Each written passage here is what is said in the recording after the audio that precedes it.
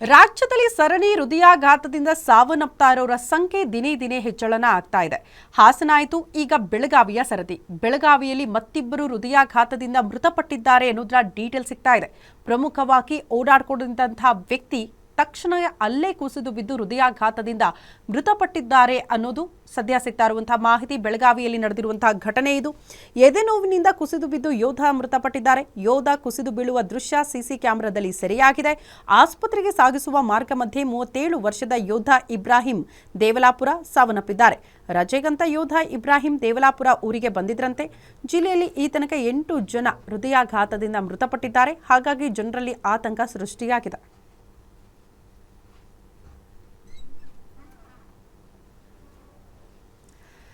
Just Hassan ಮಾತ್ರ ಅಲ್ಲ, ಕಲಬುರಗಿಯಲ್ಲ, ಬೆಳಗಾವಿಯಲ್ಲೂ ಕೂಡ ಸತತವಾಗಿ ಹೃದಯಾಘಾತದಿಂದ ಸಾವನ್ನಪ್ತಾ ಇರೋರ ಸಂಖ್ಯೆ ನಿಜಕ್ಕೂ ಜನರಲ್ಲಿ ಆತಂಕ ಸೃಷ್ಟಿ ಮಾಡ್ತಾ ಇದೆ. ನೋಡಿ, ಸಿಸಿ ಕ್ಯಾಮೆರಾದಲ್ಲಿ ಸರಿಯಾಗಿರುವ ದೃಶ್ಯ ಗಮನಿಸ್ತಾ ಇದ್ದೀರಿ.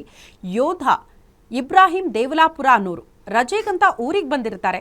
ಆರಾಮಾಗಿ ನಡ್ಕೊಂಡು ಹೋಗ್ತಾ ಇದ್ದಂಥ ಸಂದರ್ಭದಲ್ಲೇ ರಸ್ತೆ ಮಧ್ಯದಲ್ಲಿ ಅವರು ಕುಸಿದು ಬೀಳ್ತಾರೆ.